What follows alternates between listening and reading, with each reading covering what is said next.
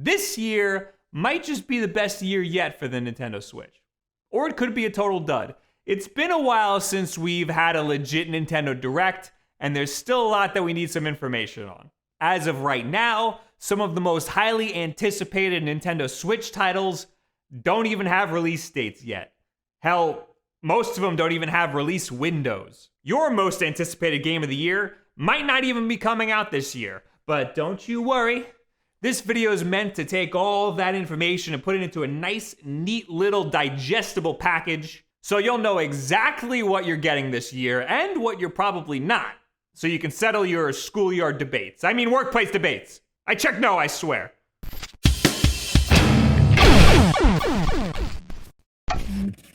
Everything that I talk about today has a chance to make an appearance in one of the next few Nintendo Directs, whenever those are. So feel free to make your bingo cards out of this video. The first thing that I want to do is talk about all of the games that actually have solid release dates coming out this year. And the first one is Tokyo Mirage Session Sharp FE Encore. I got that right without even looking at it. That's coming out January 17th. Yes, I didn't know this until just now, but this is a Wii U port with some extra stuff sprinkled in.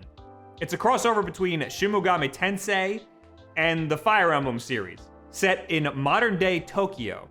If you're a fan of either of those series, check it out. If your only knowledge of Fire Emblem is Three Houses, you might be disappointed because this game was created way before that was even a thing. Encore might add some Three Houses stuff, but I severely doubt it. Oddworld Stranger's Wrath comes out January 23rd. This is a port of an original Xbox game with some updated controls because back then, console shooters didn't really have controls figured out all too well yet. Best Friend Forever comes out Valentine's Day. It's a dating sim with a heavy focus on people's dogs. In today's dating sim climate, I'm unclear whether or not you date the owners or the dogs. The same day, Valentine's Day, we've got Darksiders Genesis. This has no eShop page though, so I'm a little skeptical of this release date. It's already out on Windows PC and Google Stadia, so that's a good sign. Check this out if you like Zelda and wish it was more brutal. Also check out Nintendo's video on the similarities between the two. Maybe that'll help you get excited for it. Devil May Cry 3 is also getting ported over on February 20th, also with no eShop page. What's with that? Mega Man Zero and ZX Legacy Collection is one that I'm personally excited about. This comes out February 25th. I've probably started Mega Man Zero 1,000 times and was never able to get through it. So it coming to the Switch will hopefully give me some incentive to finally finish it. It's a great game, my go-to GBA game. And I was a big fan of Azure Striker Gunvolt, which was basically the successor to the series, made by the same people at Inti Creates.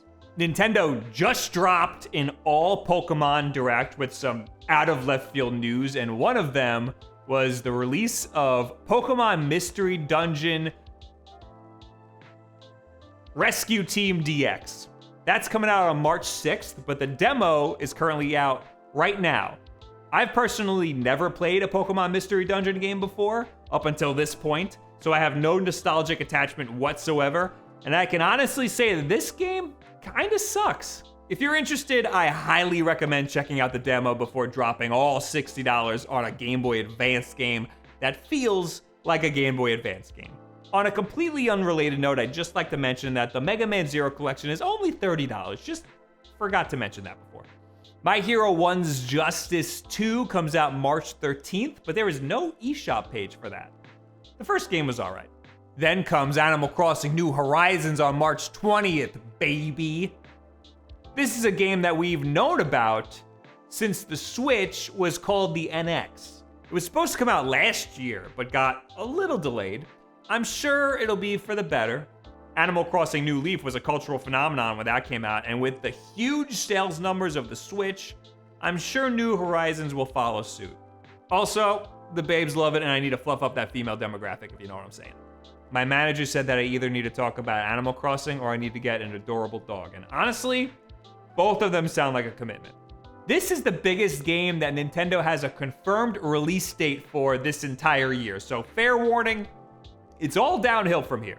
On the same day, though, you got Doom 64 coming out on the Switch. That day, Doom Eternal is coming out for other consoles, but it's coming out later in the year on the Switch. Follow Dan Seibert on here if you want more Doom in your life. The last confirmed game on here is Trials of Mana that's coming out on April 24th. That's some JRPG nerd. I'm sure if you're excited about it, you already know everything there is to know about it. If there's anything with a solid release date that I didn't talk about, either I didn't think it was that important, it doesn't actually have a solid release date, so please do your research before leaving it in a comment, or I just completely missed it in my research, so please leave it in the comments below. But do that after I get through all of the ones with release windows, because there are a lot. First up, we got Fogs, which we first heard about at an Indie Direct back in August. This stuck out to me the most because it's like Cat Dog, but it's two dogs, so a better cat dog. It's a cute little multiplayer indie platforming puzzler. I'm excited to try this one out on stream in early 2020. When indie games give a vague window like that, it's usually not a good sign. Persona 5 Scramble: The Phantom Strikers comes out on February 20th in Japan. It currently does not have a release date or window in any other region. I've always wanted to play a Persona game, and now that it's coming to the Switch, this is a great opportunity for me to actually give it a shot.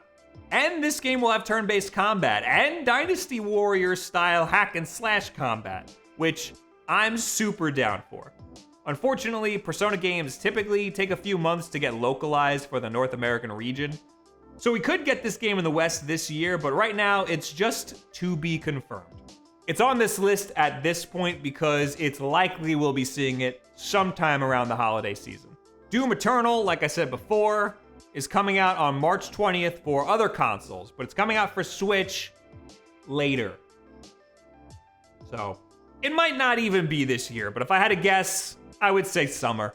Bethesda seems to have Switch development down by now, but it's unconfirmed, so don't hold your breath.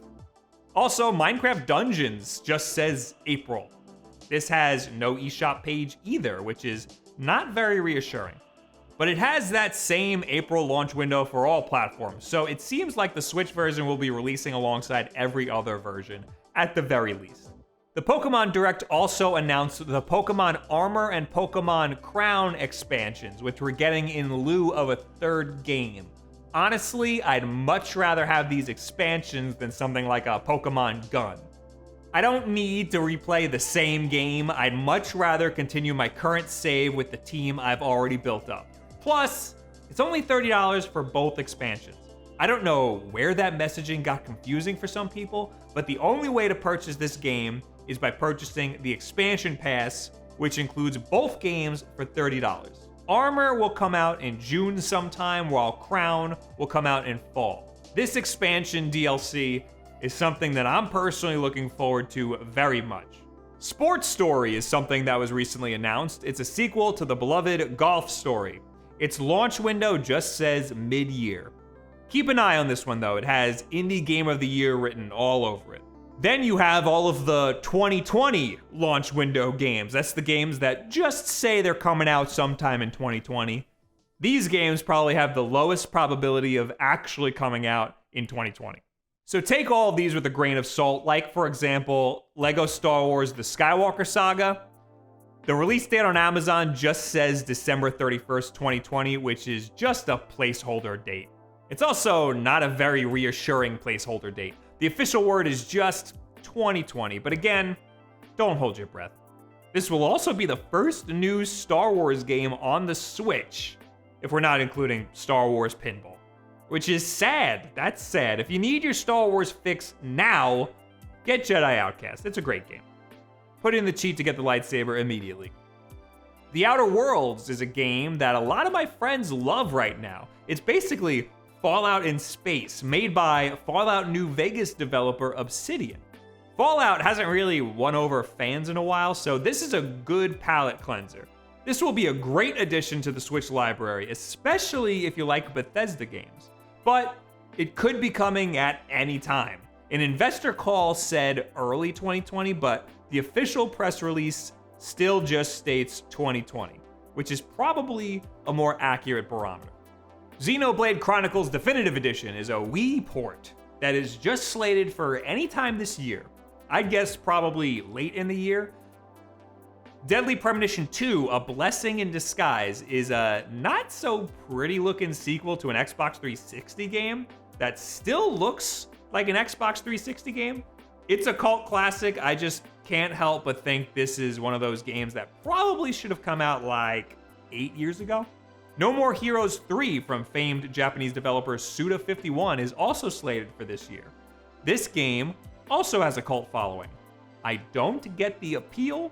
The only No More Heroes game I played was Travis Strikes Again, and it just seemed like over-the-top, literal toilet humor and mindless beat-em-up. But hey, if that's what you're into, you can expect that this year, and I believe them when they say that for some reason. It's been in development for a while, and it's a big enough budget title that delays won't delay it too much. Also, it shouldn't be too hard to fart out this game. Bravely Default 2 is the sequel to the well-received 2012 3DS game. We barely know anything about this title. There's literally one shot of in-engine footage that isn't even gameplay footage. There was already a sequel called Bravely Second that was released in 2015, but we're just pretending like that didn't happen. Axiom Verge 2 was the big one more thing at the last Indie World showcase. This is the sequel to the 2015 indie game that took heavy inspiration from early Metroid games. Last I heard, the sole developer of this game, Thomas Happ, is not a full-time developer. So this is kind of just his passion project, which explains why it's taken so long for this to come out. The official word is 2020, although his Twitter bio says fall. I would expect some delays on this one. I also have Rune Factory 4 Special, The Survivalist, Skatebird, Boyfriend Dungeon, and Streets of Rage 4 on this list slated for 2020. But I'm running out of time here, and I just want to get out of this coffee shop that I'm currently writing in. So let's get to the games that don't even say that they're coming out in 2020. They don't have a launch window at all. A lot of these games, people misconstrue for games coming out in 2020 for some reason, even though we have no official word if they're coming out in 2020. These are games that are the most highly anticipated, and people are going to be the most disappointed about if they don't come out in 2020. There's this phenomenon that happens when a game has been in development for a while and it finally gets a release date that's far in the future, farther than people think. They like to say that the game was delayed when it wasn't. They just thought it should have came out earlier. What I think is the most likely game to be coming out sometime soon this year is Dr. Kawashima's Brain Training for the Nintendo Switch. It's currently out in Japan and in Europe, but has no release date or window at all for the North American region. It's already in English, so it doesn't even need to be localized, unless, I don't know, maybe they use the metric system or something. Anyway, I know that I could just get a European eShop account, but I want to get this game for my mom, so I don't really want to do that. I did hear that the developer was sued in 2016 by the FTC for claiming that the game made you smarter or claiming that it increased your decision-making speed. So maybe that contributed to the weird segregation of the North American market. I don't know, but it's already out in other regions, so it should be pretty soon that we get it here in North America. Hollow Knight Silksong is the sequel to the 2017 indie hit Hollow Knight. It was announced a whole year ago and looked pretty far into its development back then. So I would expect this to come out this year for sure, but there's currently no confirmed date or window. I'd guess summer or late this year, but again, they never confirmed it's coming this year, so don't hold your breath. The Elder Scrolls Blades is a mobile game, so who cares? What the Golf is also a mobile game, but it's awesome. It takes what you know and expect from a golf game and turns it on its head. I hope it translates to the Switch well, because right now it's a great game on mobile. Honestly, you're probably better off playing it as part of your Apple Arcade subscription, but keep an eye on it and check it out however you want to give it a shot. It's coming out eventually. Super Meat Boy Forever was on the last list that I made like this. It was also in my PAX video last year, and while I was there, it was slated for an April 2019 release, but they were saying that they were just about to announce that it was going to be delayed until just whenever they feel like it. It felt pretty finished to me. I'm very curious to know what's taken so long. They delayed it very close to release, so it's a little strange that they've taken this much more time on it. And they haven't posted any progress updates or anything in that time. I'll be watching this one very closely because it's a great game. I'm hoping they'll be at PAX again this year. Maybe I can bother them a little more. Oh yeah, I'm gonna be at PAX. I'm not planning to be on any panels or any meet and greets or anything, but if you see me, say what's up. I'll give you a sticker. Shin Megami Tensei brand new title is another game shrouded in mystery. We heard about this game during the Nintendo Switch reveal event in January of 2017, before the Switch even came out. We got a reveal trailer at that event. Then later in the year, we got another teaser changing the name to Shin Megami Tensei 5. However, the eShop page still says Shin Megami Tensei brand new title, so I don't know what to make of this one. Maybe we'll hear more about it this year. It was just starting development when it was first announced, so maybe we'll see it pop up in a direct at the end of the year, but it could also be an ace up Nintendo's sleeve for their 2020 lineup. We first heard about a sequel to Breath of the Wild back in June at Nintendo's E3 showcase. It was their one more thing at the end of the event. There's a lot of rumors around this title, but the only official word about it is that it's coming. There's no release window or anything.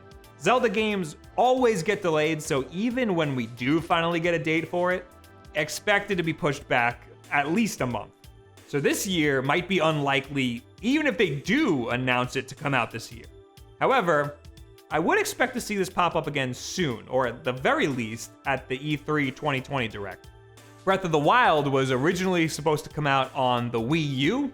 It was finished, but then it was held for release on the Nintendo Switch. It was already mostly done and kind of just sitting there for a while, so I would say there was plenty of development time between the original Breath of the Wild and the release of Breath of the Wild 2 if it's coming out anytime soon.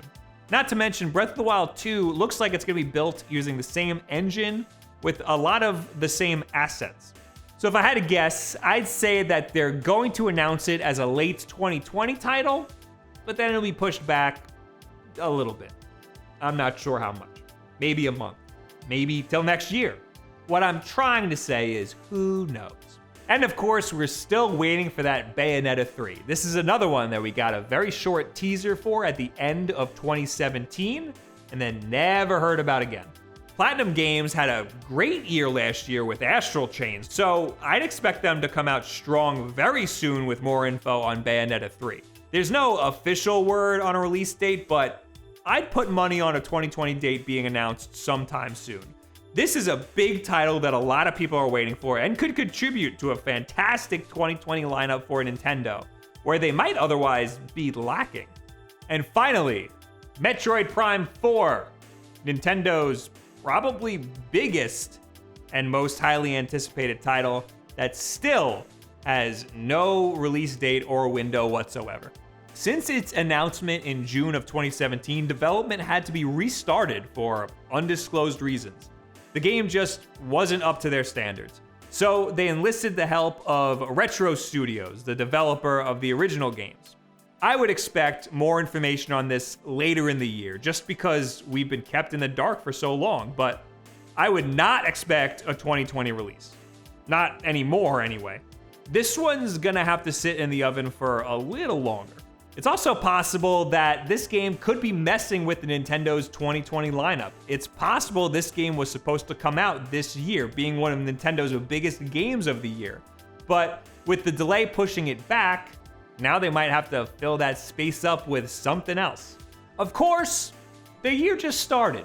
Maybe Nintendo's got a couple of aces up their sleeves. Maybe they've got some games that they've never announced before coming out this year. Games that we never would have expected. We've got to have a Mario game this year, whether it be a completely new game or a port of something very familiar. Hey, Fanatics 4's got a good video on that. Maybe a Wonderful 101 port. Maybe a Splatoon 3, which was rumored. But anyway, what do you guys think about all of the games coming out this year? Which ones are you most excited about, and what did I miss in this video? You better have proof about a release date. Leave it in the comments below, add me on Twitter, any and all of this other social media garbage. If I had to take a shot in the dark wild card, I'd say Call of Duty's coming out on the Switch this year. Just throwing it out there. Throwing it out there to the Switch gods. I'm hoping they bless me very much this year. Anyway, we got new videos and live streams all the time on this channel. Our schedule is usually a pinned tweet over on Twitter. We got Wolf Den live every single Wednesday at 8 p.m. Eastern time. That's a live podcast where we hang out and talk to each other. And we got streams over on twitch.tv/WolfDen. I'm just about to finish up Pokemon Sword, and I play a lot of Mario Maker. I want to try out Soviet Jump Game. But of course, the most important things that you can do to help support the channel, and the easiest things, is just subscribe. That's it. That way you'll know when new videos come out, because you can't trust YouTube to do that for you. And share this video with a friend who is looking for some new games to buy and maybe needs some knowledge on what's coming out this year. Maybe a friend you want to settle a debate with. Maybe you just want to get me some more watch time. Thank you guys very much. You have yourself a very good year. 2020, baby. Thanks. I wish I did say